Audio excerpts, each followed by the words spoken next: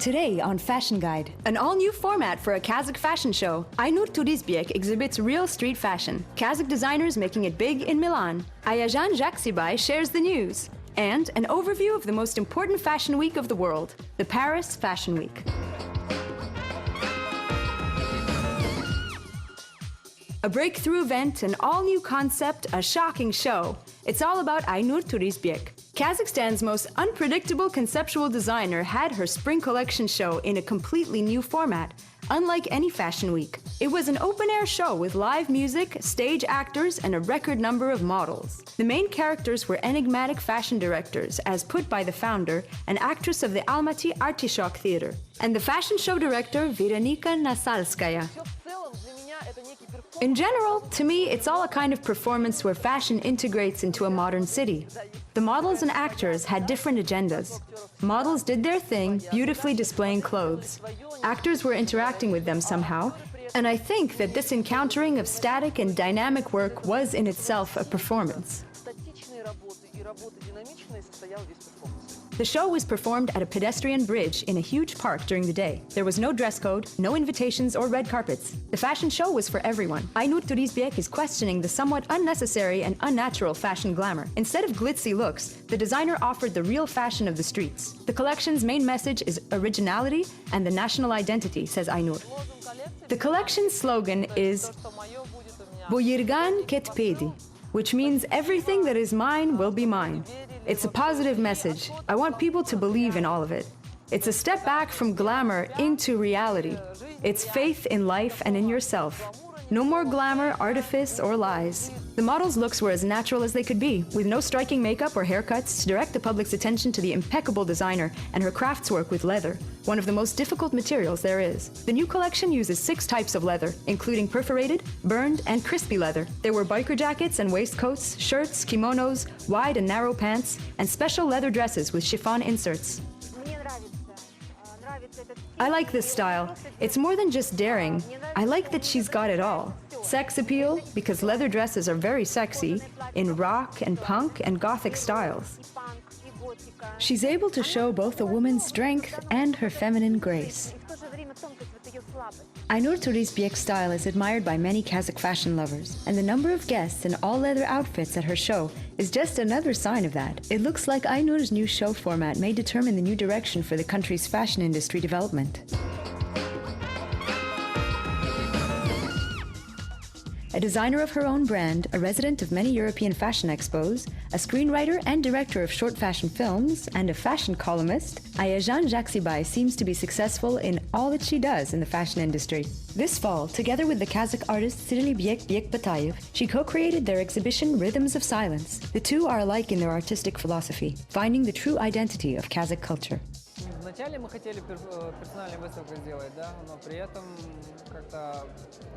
At first, we wanted to organize a personal exhibition, but then Ayazhan made such interesting elements.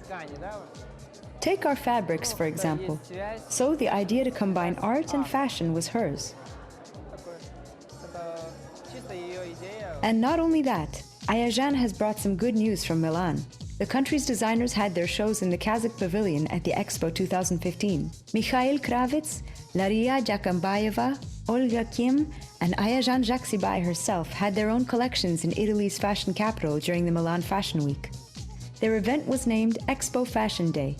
In her new collection, Ayka Alimi continues using patchwork techniques and complex cuts, introducing the color black for the first time.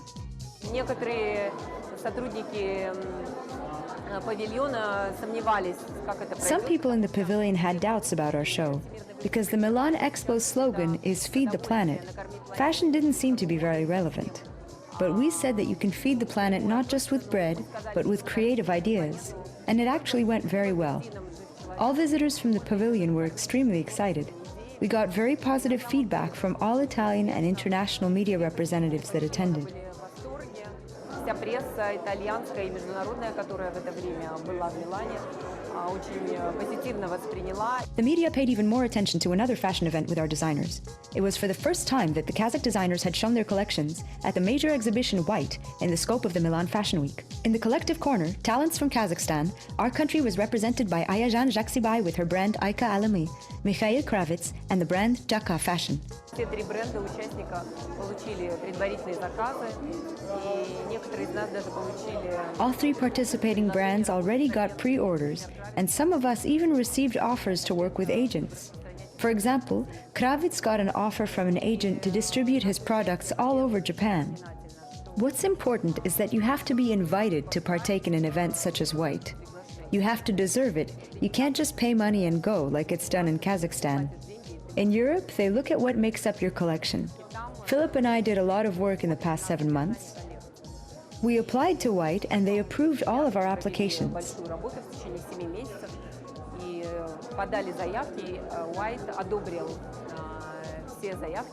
The trip to Europe and collaborating with Philippe Bourges, the fashion curator from Brussels, became real thanks to another project of Zhaksybai's, Fashion Incubator. Since the beginning of the year, 2 promising Kazakh fashion designers were getting their new collections ready for a breakthrough to a whole new level under the guidance of European professionals.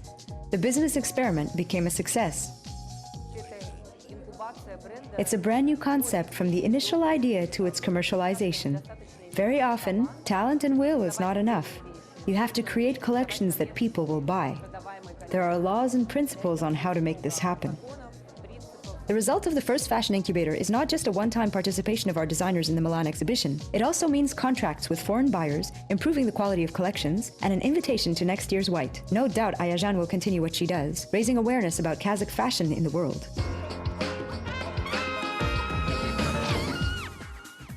Paris Fashion Week is a spectacular fashion celebration awaited impatiently by all fashion lovers. The most famous fashion houses like Chanel, Christian Dior, Louis Vuitton, Nina Ricci, Balenciaga, and dozens of other brands show their collections here. Join Fashion Guide for a trip to the world of the couturier's capital. Our destination point is an airport. Legendary Karl Lagerfeld continues to play with settings of his shows. This time, the Grand Palais is turned into an arrivals hall with models walking along the check-in gates. The show opened with a double-breasted jumpsuit and classic tweed suits, followed by voluminous maxi skirts with colorful sweatshirts or coupled with loose-cut pants. Red, white, and blue dominated the podium, accentuated by silver, the color of the models' tops, gloves, and handbags, and accessories. No, it was about shine, the reflection of the sun on the airplanes, the whole thing. And you know, we did so much gold and golden chains at Chanel that it was fun to make everything silver and chromed. Huh? And you know, those cabin cases, now we call them cocoa cases. Because everybody has more or less created Chanel bag, so it was time to have a Chanel cabin curve. The sky theme was underlined by huge aviator glasses and cabin cases that Lagerfeld calls cocoa cases, which will replace quilted Chanel bags. The show closed with the designer himself greeting the public. He came out of the gate number 5, a reference to the famous Chanel perfume, and met his muse, model Cara Delevingne, and his godson Hudson Kronigan at the arrivals hall. An explosive mixture of grunge, rock and roll, and haute couture was created by the Saint Laurent art director Hedi Slimane. The director combines shiny capes and voluminous chiffon boas with the brand's trademark long semi-transparent dresses. The models ended the show in silk slip dresses with minimal accessories and lots of vent holes. He does radical things that are very interesting. I really like the models returning in their black dresses at the end, the clothes which have little embellishment and are simple, very feminine. It really is very interesting. It is the vision of Hedi Slimane, Saint Laurent's creative director, and it is very similar to him as a person. That is what is interesting. People like him make others around him move. The Dior fashion house has put forward a really tender collection. Their clothing is now a symbol of femininity. The show opened with a number of short tops with shorts and pleated skirts. Spring à la Dior is see-through long dresses, classic bar jackets with patch pockets on the chest, parkas and coats with large flowers and pantsuits. Short sweaters with figured hems and voluminous sleeves added warmth to the collection. Meanwhile, the new collection from the Belgian designer Dries van Noten is a cacophony of intense colors and colorful ornaments. The couturier stays loyal to his old love of retro style. Models sported the 1950s sunglasses, which added a vintage flavor to the show. This collection's feature is a combination of different textures and ornaments that impact fresh and modern looks to classic cuts. Wide pants, loose-cut coats are made for upbeat and decisive women, says the designer. She's really flamboyant. For me, that was the starting word of this collection. That's really she enjoys life. She wears and she dares.